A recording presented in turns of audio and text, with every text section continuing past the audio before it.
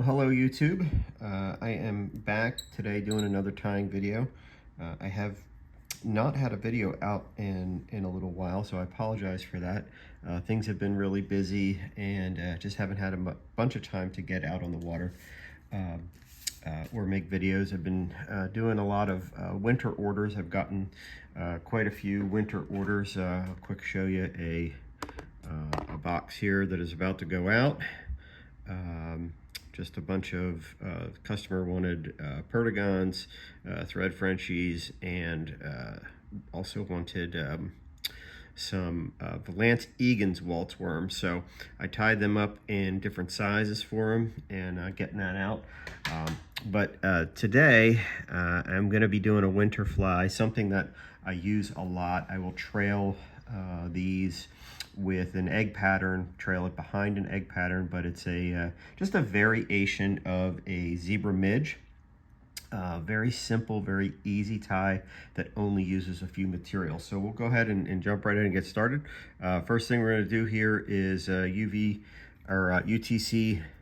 70 in black, and I'm going to just come right behind the bead and just build a little thread dam just behind the bead, and then let that hang there, holding that bead in place. All right, my next material is going to be crystal flash, black crystal flash. You can do this in a bunch of different colors. I'm going to do a black one.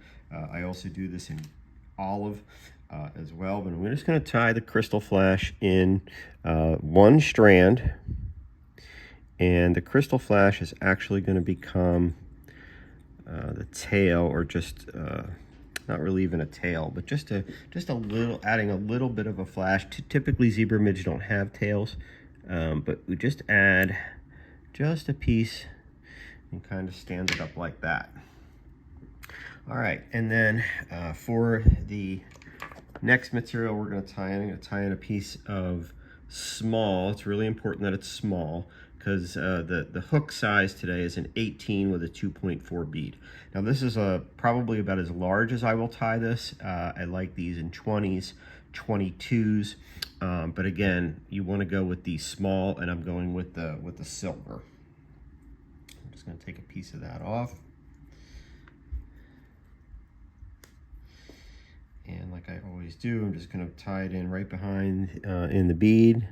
And I apologize, forgot a step. I'm going to flatten my thread and come back up before I tie that in, just to give a little bit of thickness to the body and a little bit of a taper. I'm going to put my wire in. I'm going to wrap it down all the way. Make sure you have a nice flat thread here, and you get that nice tapered. All right, get it back up to the top, and now I'm just going to wind my thread. I'm going to use my rotary tool to get some nice even wraps here.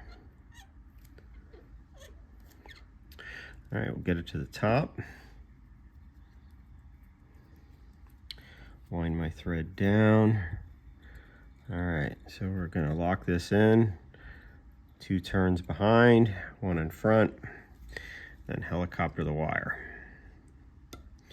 All right, and then last step, just going to do some Peacock black ice dubbing. Just going to do the tiniest, tiny little pinch. I wouldn't even call it a noodle. Maybe one of those little Odgenapodge noodles, if you will. Just kind of a little bit of that, just to make a small collar. And then with the whip finish, just going to tie it off.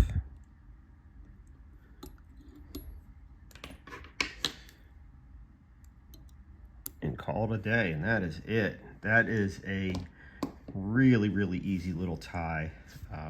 Just a little zebra midge. Again, I did this one in a 2.4 bead with a size 18.